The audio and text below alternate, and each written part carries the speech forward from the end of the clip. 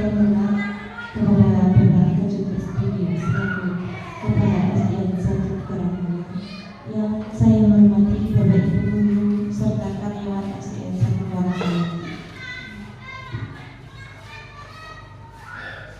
Bapak Ibu yang kami hormati, perkenalkan saya di sini akan membacakan susunan acara pada hari ini dalam acara PSI Diseminasi Budaya Positif pada pagi hari. Untuk acara yang pertama yaitu pembukaan. Acara yang kedua menyanyikan lagu kebangsaan Indonesia Raya. Acara yang ketiga sambutan Bapak Kajun Sunatullah kepada Sekolah SDN 1 Karangmulia. Acara yang keempat acara inti.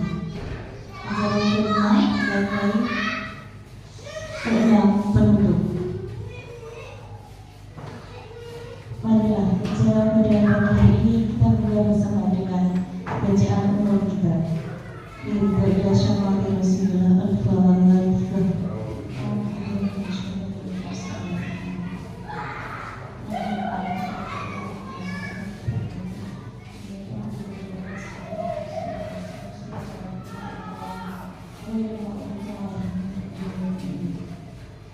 Acara yang kedua menyanyikan lagu kebangsaan Indonesia Raya. Bapak Ibu dimohon untuk berdiri.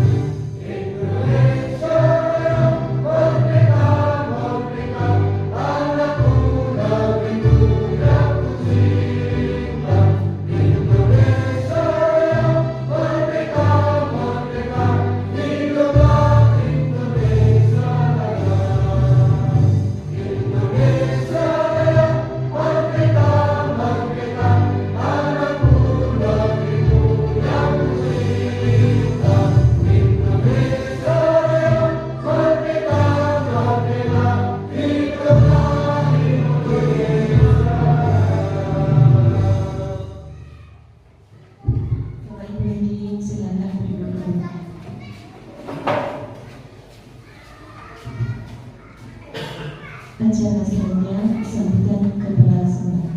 Bapak Ibu kami persilakan.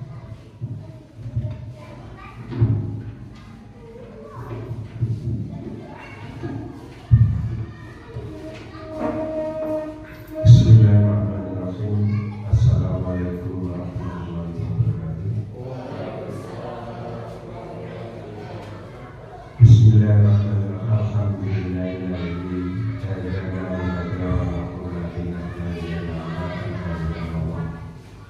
Allahumma sholli ala sayyidina Muhammad wa ala ali sayyidina Muhammad. Amma ba'd. Yang terhormat kepada Bapak dan Ibu Guru SDN 1 Karangmulia serta staf karyawan SDN 1 Karangmulia. Yang saya hormati Ibu Tantim Binasih sebagai pemateri dalam acara diseminasi CGP Angkatan ke-11. Untuk mengawali sambutan saya, marilah pada kesempatan pagi menjelang siang ini kita menundukkan kepala seraya, mengucapkan syukur alhamdulillah atas segala nikmat yang masih dapat kita rasakan sampai pada pagi hari ini, utamanya nikmat kesehatan dan nikmat iman, sehingga kita mampu untuk melaksanakan tugas-tugas kita sebagai seorang pendidik.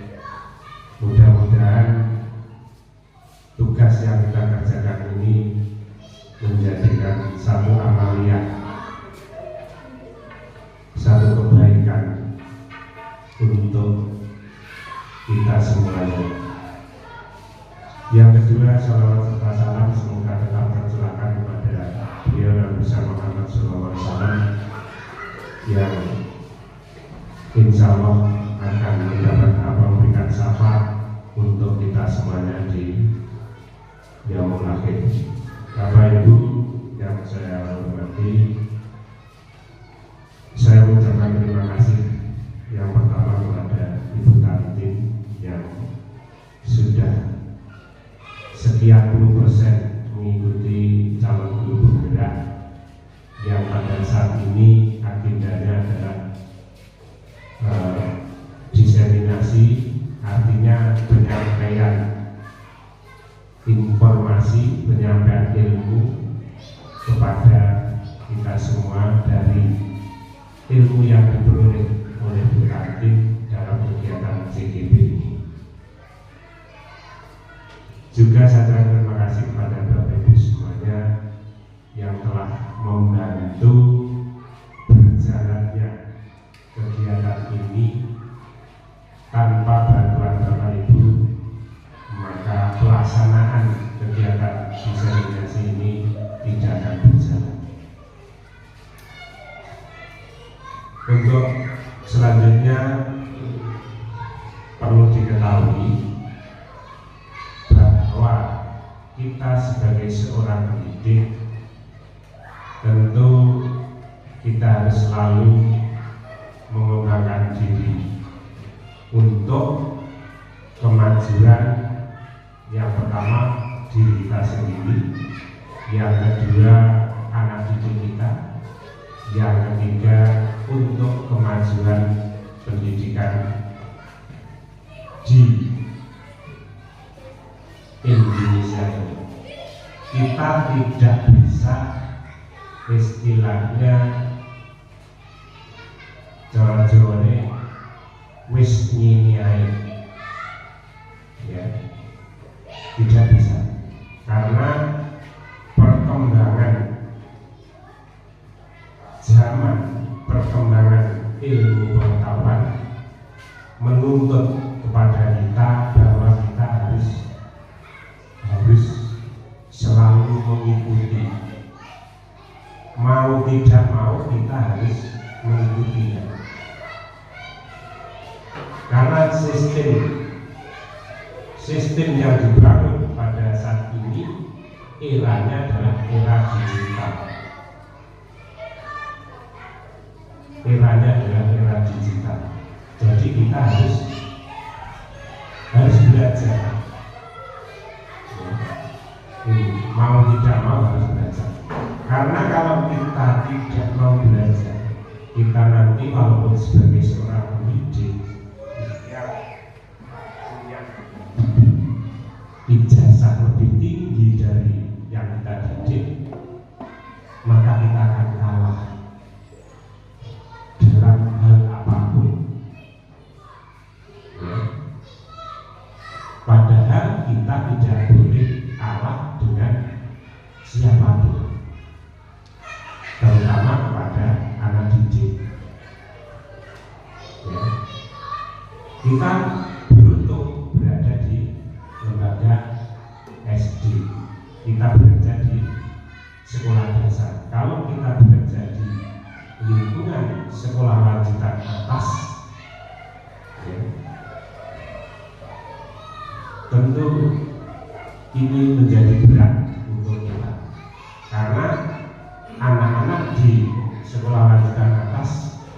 Ini informasi yang diperoleh ini adalah sudah lebih dulu dari kita. Ya, ini. Padahal kita sebagai seorang pendidik tidak boleh kedahuluan mendapatkan informasi terkait dengan ilmu pengetahuan. Kudune ngerti dhisik. Wong pinter ini ngerti dhisik. Ya, sebenarnya sama. Kecerdasan, kepandaian, keterampilan itu sama. Cuman mereka yang dikatakan cerdas, yang dikatakan pinter itu tahu lebih dulu. Oleh karena itu, Bapak Ibu semuanya mari ya kita selalu mengembangkan diri ya, agar kita tidak ketinggalan. Dan saya mengharapkan seandainya program CGP ini masih terus ada, saya harapkan kepada Bapak Ibu yang lain dengan kesadarannya untuk mengikutinya. Ya minimal daftar, ya daftar kurang ketopo ya mundur, lek ketopo ya terus nih.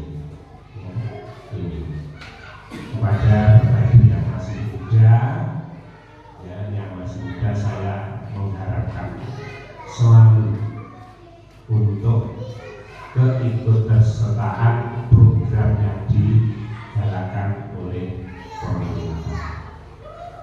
Karena di dalamnya ilmu yang diperoleh dari CGP adalah yang utama adalah memberikan edukasi kepada peserta CGP terkait dengan pembelajaran. Jadi harapan dari pemerintah, pembelajaran itu harus berkembang, tidak hanya stagnan monoton seperti tahun Orde Baru. Ya. Misalkan saya contohkan pembelajaran terkait penjumlahan. Lagian penjumlahannya yang menganggu sodo iki tambah iki penjumlah sini. Tetapi sekarang sudah bermacam-macam teknis untuk memberikan pembelajaran terkait dengan penjumlahan. Ya, ini. Kiranya itu yang bisa saya sampaikan. Saya sekali lagi mengucapkan terima kasih kepada Bupati dan kepada Bapak Ibu semuanya karena atas dukungan dari Bapak Ibu kegiatan program yang dilaksanakan Bupati akan berjalan dengan lancar dan berhasil. Sekian, terima kasih. Banyak kekurangan dalam saya memberikan sambutan, mohon maaf yang sebesar-besarnya. Akhirnya billahi taufiq wal hidayah. Wassalamualaikum warahmatullahi wabarakatuh.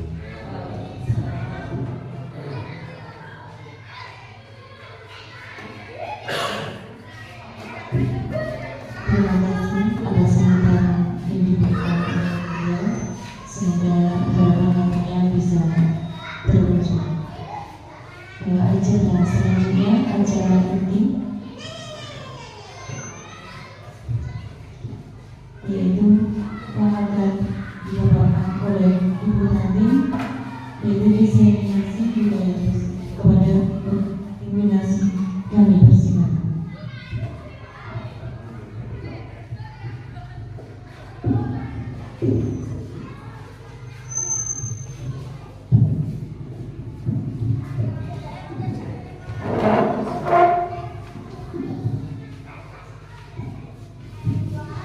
Sebelumnya, Assalamualaikum warahmatullahi wabarakatuh. Terima kasih atas waktu yang diberikan.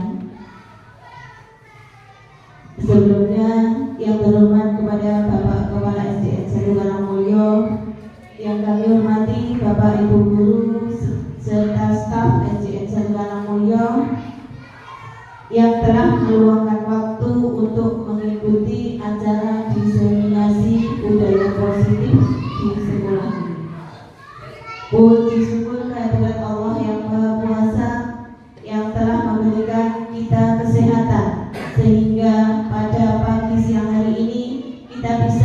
berkumpul di ruang kelas 1 ini dalam keadaan sehat, tidak ada halangan suara apapun. Sholawat serta salam tak lupa kita haturkan kepada junjungan kita Nabi Agung Muhammad SAW. Semoga kita semua mendapatkan syafaatnya di yaumul qiyamah nanti.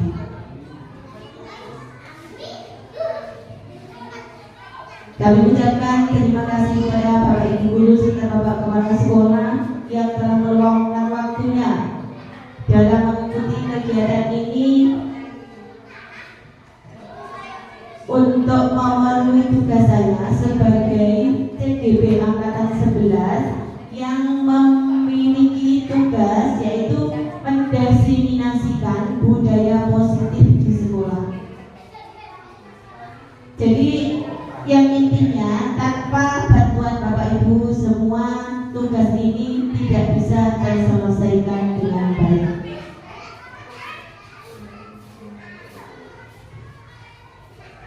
Kita langsung saja Bapak Ibu ya. Diseminasi budaya positif yang disusun oleh saya sendiri, CGB Angkatan 11.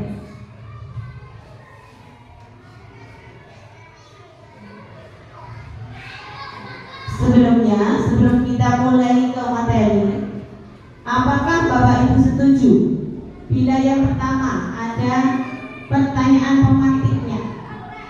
Pemberian hukuman dapat mendisiplinkan siswa.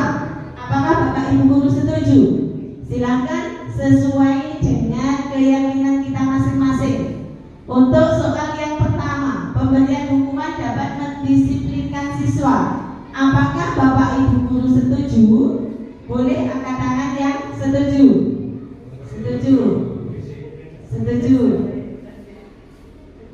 Ada lagi yang merasa tidak setuju? Tapi ada syarat. Iya.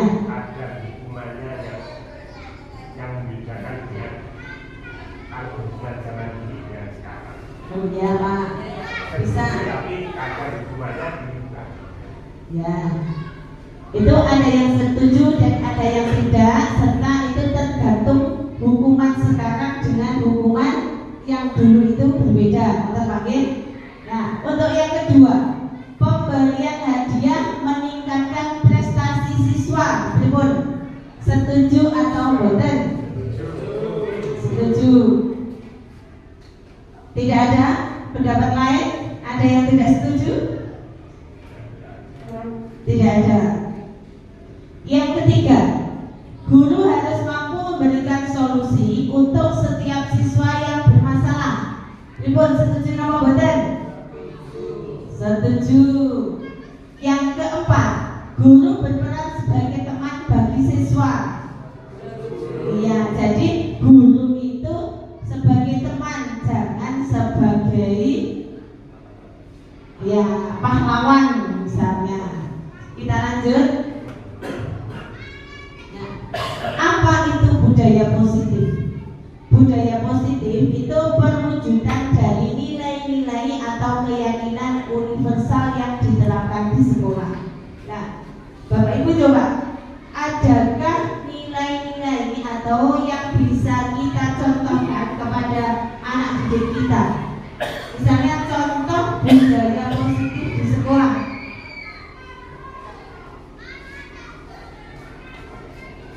Budaya positif yang bisa kita terapkan, ya, berjabat tangan. Ada lagi,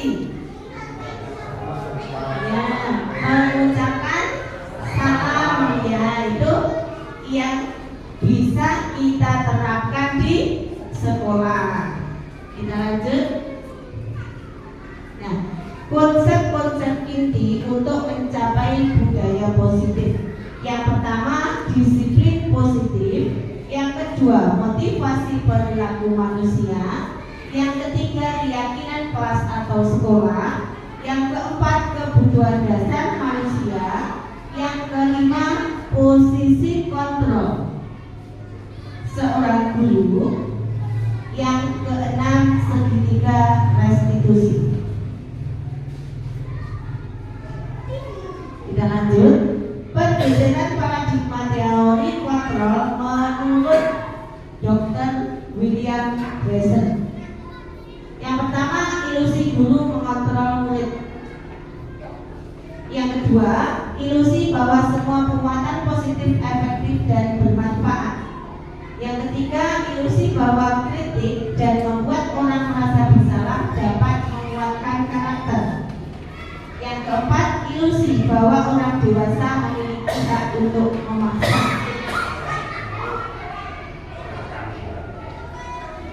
Nah, yang selanjutnya, bagaimana seseorang bisa merubah dari paradigma stimulus respon kepada pendekatan teori kontrol. Stimulus respon yang pertama, realitasnya atau kebutuhannya kita sama, tetapi teori kontrolnya kebutuhan kita itu berbeda. Nyatanya berbeda apa tidak, Bapak Ibu? Kebutuhan kita itu sama apa berbeda? Iya, berbeda. Tapi stimulus responnya itu kebutuhan kita itu sama. Tapi teori kontrolnya atau yang kita bisa kita lihat itu kebutuhan kita itu berbeda. Yang kedua, semua orang melihat hal yang sama. Stimulus responnya. Terus teori kontrolnya, setiap orang memiliki gambaran yang berbeda. Stimulus respon yang ketiga, kita mencoba mengubah orang agar berpandangan sama dengan kita. Teori kontrolnya, kita berusaha memahami pandangan orang lain tentang dunia. Stimulus respon selanjutnya, perilaku buruk dilihat sebagai suatu kesalahan. Teori kontrolnya, semua perilaku memiliki tujuan. Stimulus respon selanjutnya, orang lain bisa mengontrol saya. Teori kontrolnya, hanya Anda yang bisa mengontrol diri Anda. Stimulus respon selanjutnya, saya bisa mengontrol orang lain. Teori kontrolnya, Anda tidak bisa mengontrol orang lain. Stimulus respon selanjutnya, pemaksaan ada pada saat rujukan gagal. Teori kontrolnya, kolaborasi dan konsensus menciptakan pilihan-pilihan baru. Stimulus respon selanjutnya, model berpikir menang atau kalah. Teori kontrolnya, model berpikir menang dan menang. Jadi tidak ada yang kalah. Nah, disiplin positif. Disiplin positif merupakan salah satu cara penerapan disiplin yang bertujuan untuk menumbuhkan kesadaran serta memberdayakan anak untuk melakukan sesuatu tanpa sokongan, ancaman maupun hukuman. Jadi ini kaitannya dengan pertanyaan pemantik awal tadi. Jadi disiplin positif itu tidak memerlukan sokongan, tidak ada ancaman, dan juga tidak ada hukuman.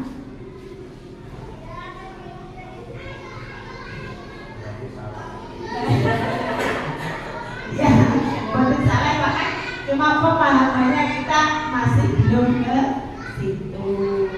Jadi untuk disiplin positif itu tidak ada sokongan, hukuman, dan ya. Untuk selanjutnya, nilai-nilai kebajikan universal itu sesuai dengan profil pelajar Pancasila. Yang pertama, beriman, bertakwa kepada Tuhan dan berakhlak mulia. Yang kedua, berkebinekaan global, bergotong royong, kreatif, bernalar kritis, dan mandiri. Itu nilai-nilai kebajikan universal. Motivasi perilaku manusia. Kita lanjutkan. Yang pertama, motivasi kita sebagai guru. Yang pertama, menghindari ketidaknyamanan atau hukuman. Yang kedua, mendapat imbalan atau penghargaan. Yang ketiga, menghargai diri dan menjadi orang yang mereka inginkan. Kira-kira kita, Bapak Ibu guru itu pilih yang mana? Motivasi kita atau perilaku manusia?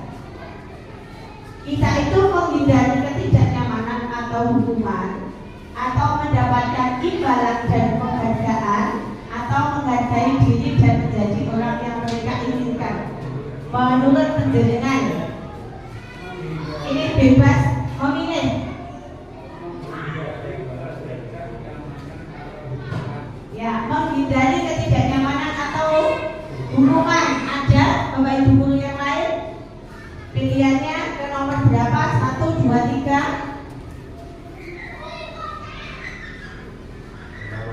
Mendapat imbalan dan penghargaan. Ya, mendapat imbalan dan penghargaan. Ada lagi pilihannya selain 1 dan 2?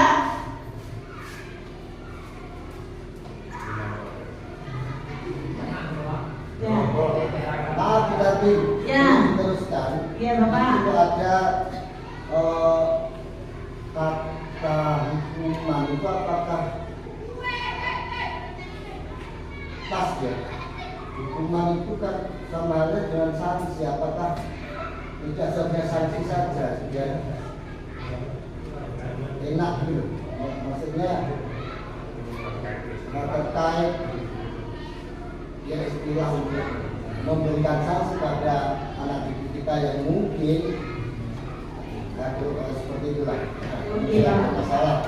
Bahkan untuk kalimatnya ketidaknyamanan atau hukuman itu hanya istilah saja sebenarnya, tapi untuk maksudnya ini adalah perilaku atau motivasi kita.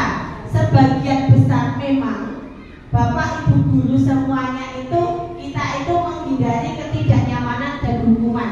Yang kedua itu mendapat imbalan dan penghargaan. Pilihannya hanya 1, 2. Sebagian besar seperti itu memang. Karena motivasi kita tidak nyaman dengan dihukum, itu intinya. Nah, kita hanya mengharapkan imbalan dan penghargaan, itu yang kita inginkan. Kita menghindari hukuman untuk yang pertama, ketidaknyamanan kita hindari. Ya, yang kita harapkan kita mendapatkan imbalan dan penghargaan. Itulah yang kita inginkan. Yang kita inginkan. Ini sekarang kita akan membahas tentang hukuman, konsekuensi, dan restitusi. Identitas yang gagal itu hukuman.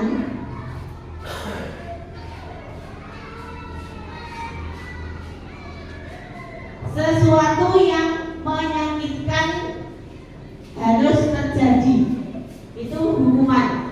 Konsekuensinya sesuatu harus terjadi.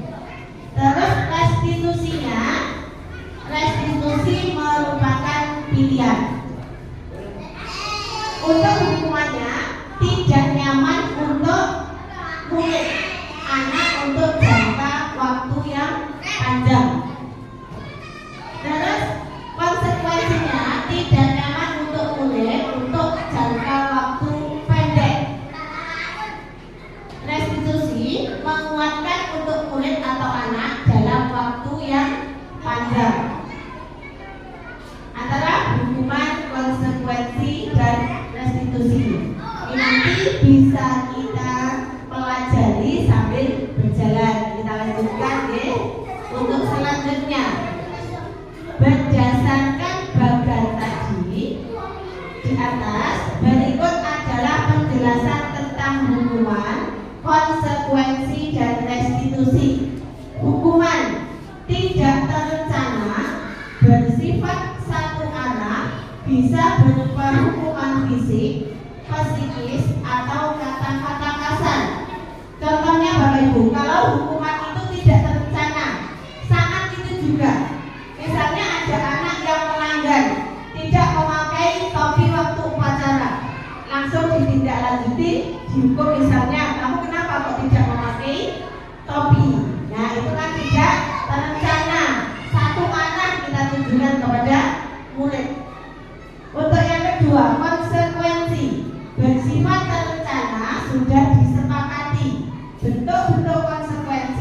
dibuat oleh pihak guru atau sekolah. Maksudnya konsekuensi itu sudah direncanakan, kalau itu dilanggar akan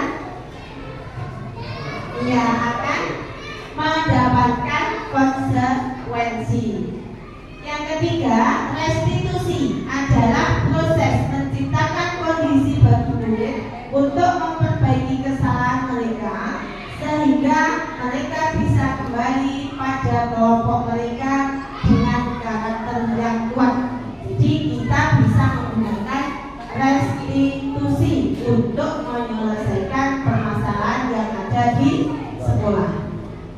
Kita lanjutkan.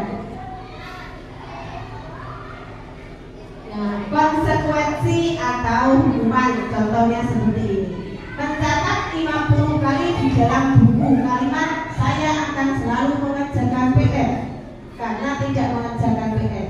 Lari mengelilingi lapangan 2 kali karena tidak mengerjakan PR. Membersihkan coretan yang dibuat di meja tulis. Murid diminta untuk push up 15 kali karena tidak menggunakan masker ke sekolah. Berdiri di depan kelas sambil mengangkat kaki 1 karena tidak bisa menjawab pertanyaan. Membersihkan WC karena merusak pensil teman. Lari keliling lapangan karena terlambat 10 menit saat pelajaran PJOK. Nah, ini adalah contoh dari konsekuensi atau hukuman biasanya yang dilaksanakan di sekolah kita. Selanjutnya, dihukum oleh penghargaan. Dihukum oleh penghargaan ini pengaruhnya ada pengaruh jangka pendek dan jangka panjang. Maksudnya pengaruh jangka pendeknya, anak itu memang bersemangat kalau kita dihukum oleh penghargaan. Tapi untuk jangka panjangnya, kalau tidak ada penghargaan, anak itu akhirnya akan malas untuk selalu belajar kalau tidak selalu dikasih penghargaan. Penghargaan tidak efektif. Karena apa? Karena tadi anak itu selalu mengharapkan penghargaan untuk belajar. Kalau tidak ada penghargaan, tidak diiming-imingi dengan penghargaan, akhirnya dalam jangka panjangnya dan tidak ada penghargaannya, saya menjadi malas, akhirnya tidak timbul semangat untuk belajar. Yang ketiga, penghargaan merusak hubungan. Maksud dari penghargaan merusak hubungan ini, misalnya kita ada penghargaan kepada 2 anak di kelas, yang satu juara 1, yang satu juara 2. Misalnya kita itu memberikan hadiah kepada juara 1, juara 2 kita tidak berikan, akhirnya nanti timbul sing dinai amin juara 1, aku juara 2 juga tidak dikasih. Itu nanti akan merusak hubungan antara yang juara 1 dan juara 2, timbul iri di dalam hati anak tersebut. Penghargaan mengurangi ketepatan. Jadi intinya kita itu untuk mendisiplinkan siswa itu diharapkan yang tepat, bukan melalui penghargaan. Penghargaan mengurangi kualitas tadi, yang intinya misalnya anak itu sudah bersemangat, tapi lebih bersemangat lagi kalau ada penghargaannya. Tapi setelah ada penghargaan, besok lagi tidak ada, dia akan melemah kembali. Terus penghargaan mematikan kreativitas. Intinya tadi, seperti tadi, kalau anak itu akan berkreativitas, tidak perlu kita memberikan penghargaan atau hadiah. Kita harus menuntun anak itu dengan cara kreativitas kita sebagai guru, dengan melalui berbagai macam model pembelajaran. Yang selanjutnya, penghargaan menghukum. Maksud dari penghargaan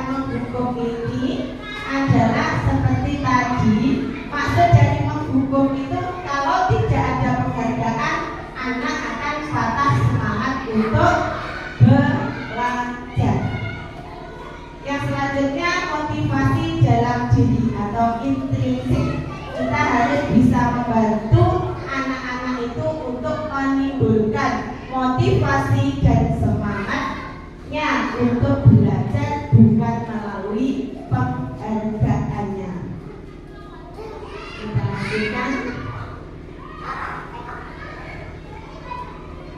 Mengapa keyakinan kelas bukan peraturan kelas? Mengapa kok keyakinan kelas bukan peraturan kelas? Karena contohnya seperti ini. Yang pertama, mengapa kita memiliki peraturan tentang penggunaan helm pada saat mengendarai kendaraan roda 2 atau motor? Ini keyakinan apa? Untuk keamanan Bapak Ibu. Untuk keamanan.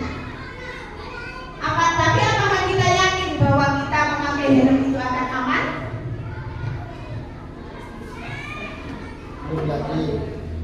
Ya.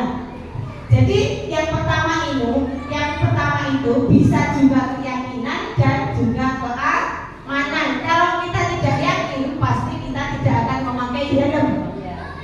Tapi untuk kenyamanan kita saat berkendara, kita memakai helm.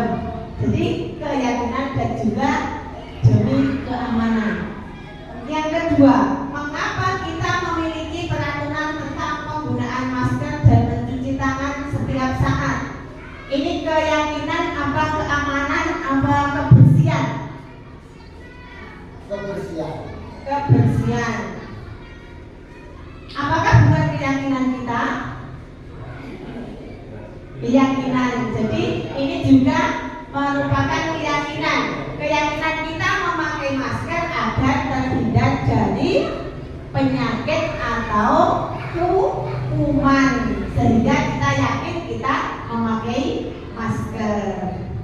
Selanjutnya kita lanjutkan kembali. Nah, keyakinan kelas tadi itu dibuat berdasarkan kesepakatan antara guru dan siswa bersifat universal. Yang kedua, peraturan biasanya dibuat oleh guru bersifat satu arah. Jadi, kenapa kok bukan peraturan kelas? Kenapa kok keyakinan kelas? Karena keyakinan kelas itu yang membuat siswa sendiri. Siswa itu memberikan pendapatnya masing-masing untuk membuat keyakinan kelas. Jadi Bapak Ibu guru itu hanya sebagai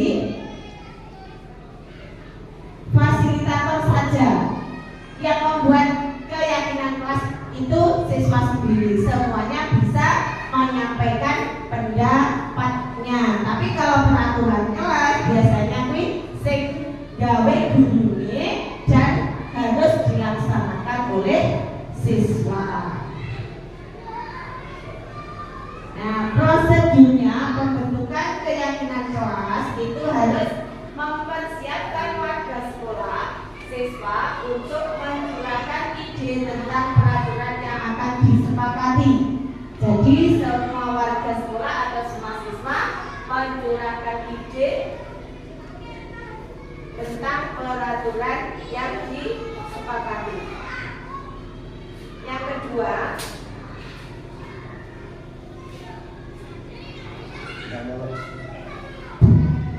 Yang kedua, mencatat semua masukan. Jadi apapun pendapatnya siswa itu harus dicatat. Tidak boleh ada yang tidak berpendapat, karena semua siswa itu bebas menyampaikan pendapatnya. Yang ketiga, ganti kalimat negatif menjadi positif. Misalnya, kalimat negatifnya tidak boleh membuang sampah sembarangan. Nah, untuk kalimat positifnya itu jagalah kebersihan misalnya. Untuk selanjutnya, tinjau kembali curahan pendapat yang terkumpul dan tersusun menjadi keyakinan kelas atau sekolah. Jadi keyakinan kelas yang disusun semua siswa tadi itu ditinjau kembali. Setelah tersusun semuanya itu ditinjau kembali untuk terkumpul tadi. Yang selanjutnya, tinjau ulang keyakinan kelas yang sudah tersusun 3-7 keyakinan. Jadi keyakinan kelas itu tidak usah banyak-banyak, 3-7 saja, karena kalau terlalu banyak siswanya malah bingung. Intinya, misalnya muridnya itu ada 20 siswa, semuanya berpendapat, ditulis ke depan. Dari 20 tadi pasti ada yang sama. Misalnya membuat disiplin waktu, misalnya tidak boleh terlambat. Nah, itu bisa dijadikan satu dari kalimat disiplin, tidak boleh terlambat. Jadi disatukan, dari 20 tadi dikumpulkan paling banyak menjadi 7 keyakinan.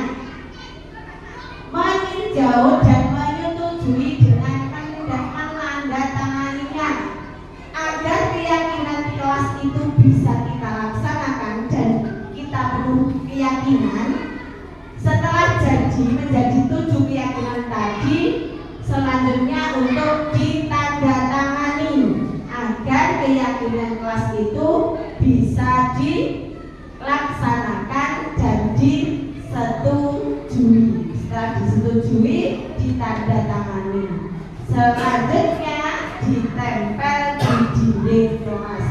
Dan penempelannya itu yang bisa dijangkau oleh anak-anak. Jadi tidak boleh terlalu tinggi. Keyakinan kelas kita apa? Semua anak-anak bisa membaca. Jadi apa yang harus dia lakukan, apa yang tidak boleh dilakukan, itu bisa dilaksanakan. Selanjutnya, 5 posisi kontrol guru. Yang pertama, penghukum. Yang kedua, pembuat merasa bersalah. Yang ketiga, sebagai teman. Yang keempat, sebagai pemantau. Yang kelima, sebagai manajer. Kita lihat ada satu video.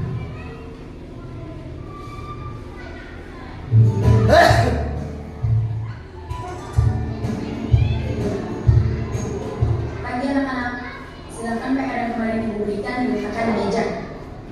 Anton, kamu sudah mengerjakan belum? Kamu selalu ya mengerjain PR. Sekarang kamu duduk di depan, lalu tulis. Saya berjanji tidak akan mengulangi lagi.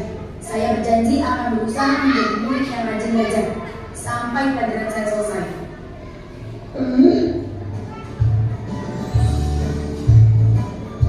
Pagi anak-anak, hari ini ada tugas. Ada yang belum mengerjakan? Anton, kamu sudah mengerjakan? Belum, Pak. Kamu nggak ngerjain tugas. Kamu mau jadi apa nanti? Kamu lihat sekolah sih. Coba bayangkan orang tuamu betapa kecewanya sama kamu. Kamu itu sudah kelas 5, harusnya bertanggung jawab sama dirimu sendiri. Ya, untuk video yang pertama, tadi guru sebagai apa Bapak Ibu? Disuruh menulis karena tidak mengerjakan PR. Apakah guru sebagai penghukum atau pemantau?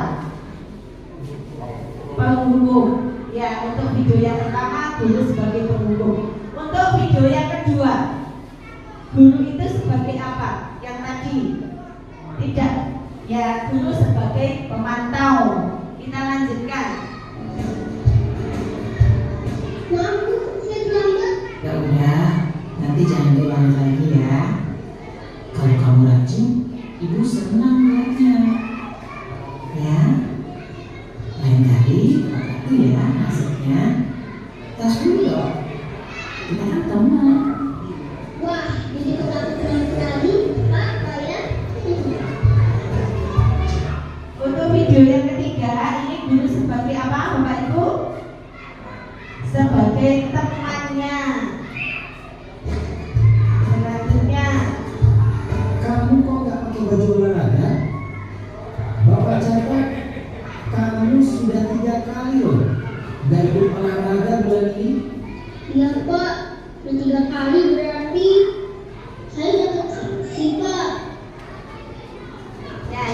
guru sebagai apa Bapak Ibu? Tadi lupa yang tadi.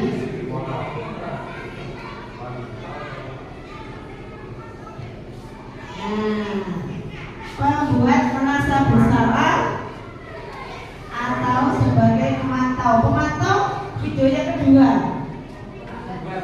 Pembuat merasa bersalah. Dan selanjutnya, Ini Bu, saya menunggu tugas. Maaf ya Bu, saya telah menunggu tugas. Kenapa kamu terlambat mengumpulkan tugas? Iya Bu, saya kalau sore banyak ibu dagang warung, gak sempat mengerjakan tugas. Kira-kira nih, apa yang bisa kamu perbaiki supaya kamu bisa mengerjakan tugas tepat waktu?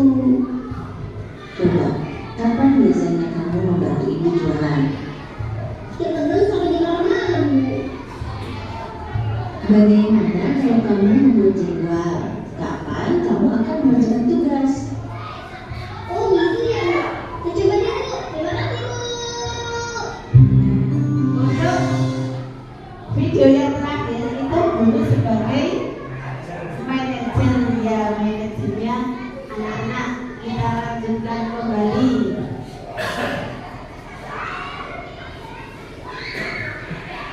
Berikut contoh video posisi kontrol guru.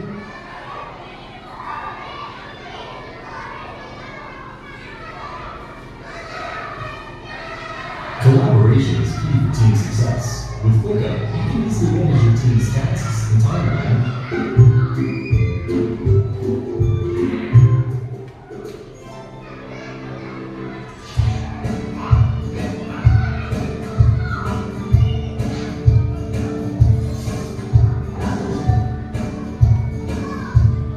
Halo, Bapak Ibu Guru calon guru penggerak.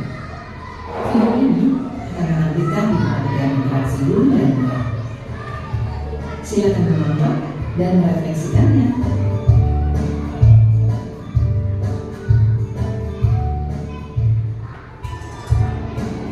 Tadi sudah Bapak Ibu Bagian anak-anak untuk polima posisi kontrol seorang guru tadi sebagai manajer, sebagai pendukung, sebagai pemantau, teman dan pembuat merasa bersalah.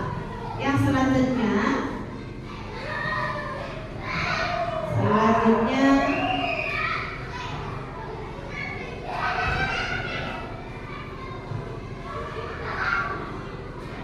penghubung itu menggajet, menunjuk-nunjuk, berkaca pinggang, membentak, hukuman fisik atau verbal. Jadi dampaknya anak menjadi pendendam. Nanti kalau dihukum, anak itu akan pendendam kepada guru yang menghukumnya. Dia tidak menyukai guru atau apel yang diampun guru tersebut. Untuk membuat merasa bersalah, suaranya lembut namun menyalahkan siswa. Guru menyatakan kesalahan pada siswa dan guru menderita.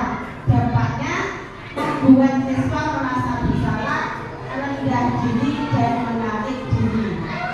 Sebagai teman, guru bersikap ramah, cenderung bersikap bergaul untuk menghangatkan suasana.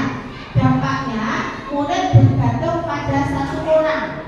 Jadi yang kedua membuat siswa tidak mandiri. Kalau kita temannya berlebihan. Yang selanjutnya pemantau, nada bicara dan ekspresinya datar.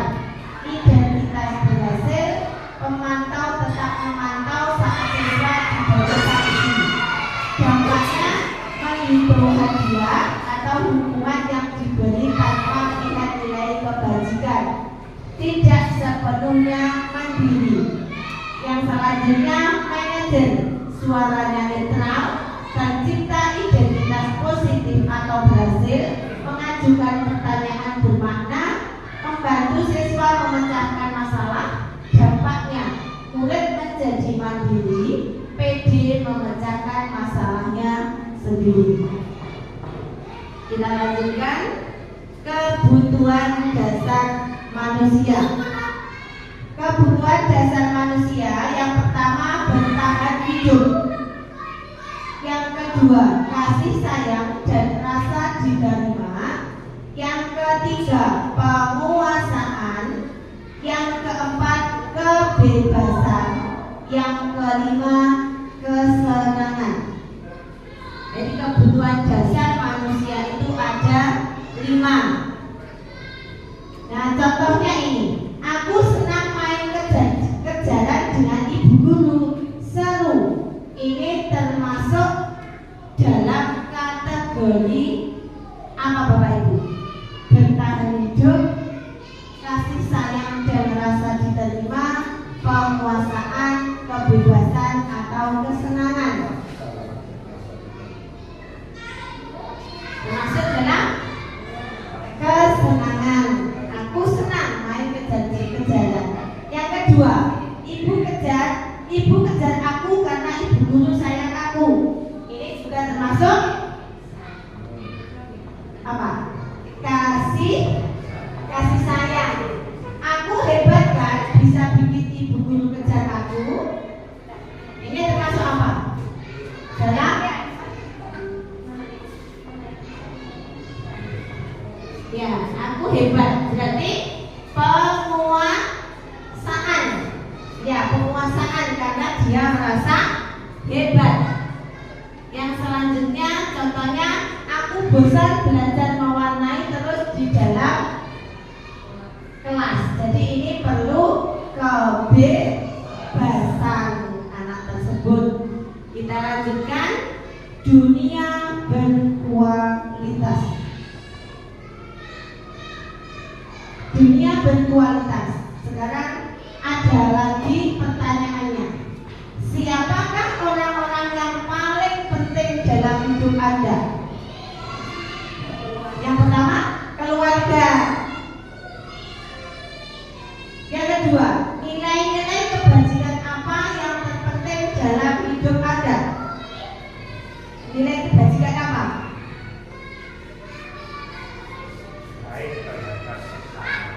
Baik terhadap sesama. Bisa. Yang selanjutnya, kalau Anda menjadi orang ideal, karakter atau sifat apa yang Anda paling inginkan ada pada diri Anda? Apa pencapaiannya? Karakter dan sifat apa yang paling Anda inginkan pada diri Anda? Disiplin, ya bisa Bu. Kita menjadi orang yang disiplin waktu, disiplin apapun dalam pekerjaan. Selanjutnya, Anda yang Anda sangat banggakan, apa pekerjaan ideal bagi Anda?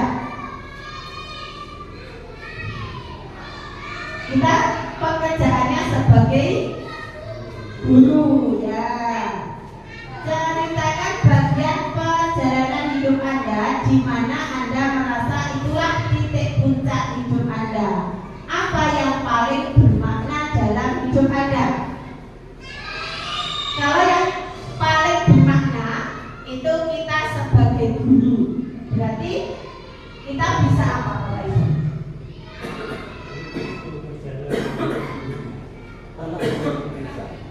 Apa Pak? Anak bisa menjadikan anak, ya, bisa menjadikan anak untuk menumbuhkan semangat juga bisa, untuk mendidik anak didik kita juga bisa, yang kita inginkan. Sekarang yang selanjutnya segitiga restitusi. Segitiga restitusi itu ada 3 tahap. Yang pertama menstabilkan identitas, yang kedua validasi kebutuhan, yang ketiga menanyakan keyakinan.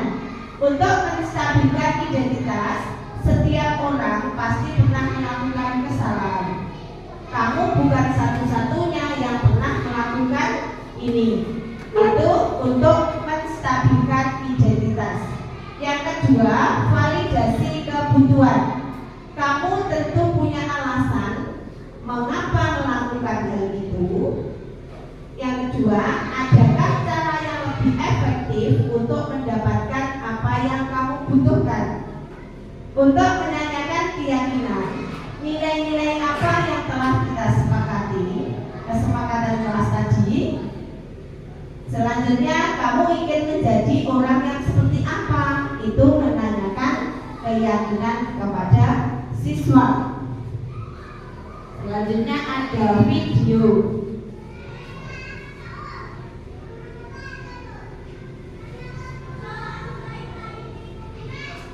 Contoh video yang sudah saya coba dalam video segitiga restitusi.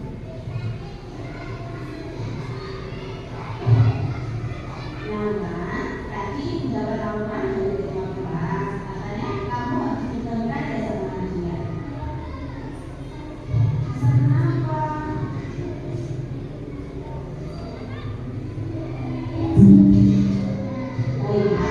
Ya wajar kalau kamu marah dan kesal sama Nadia.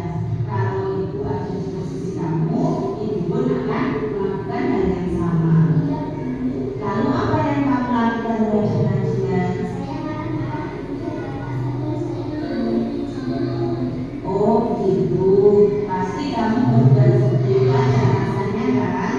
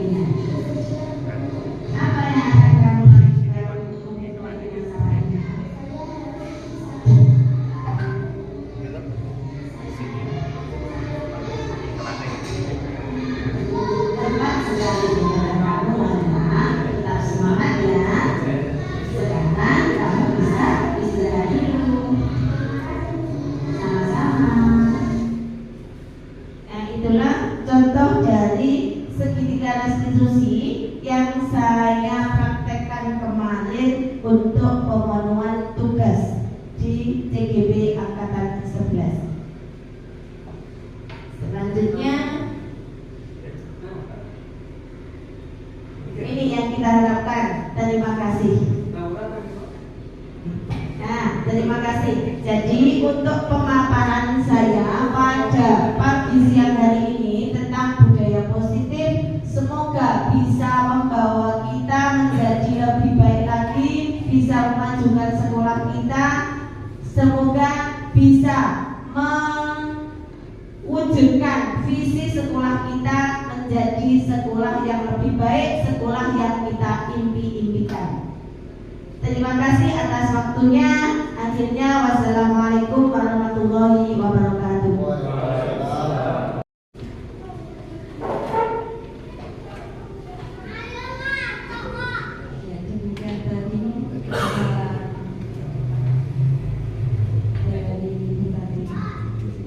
Thank you.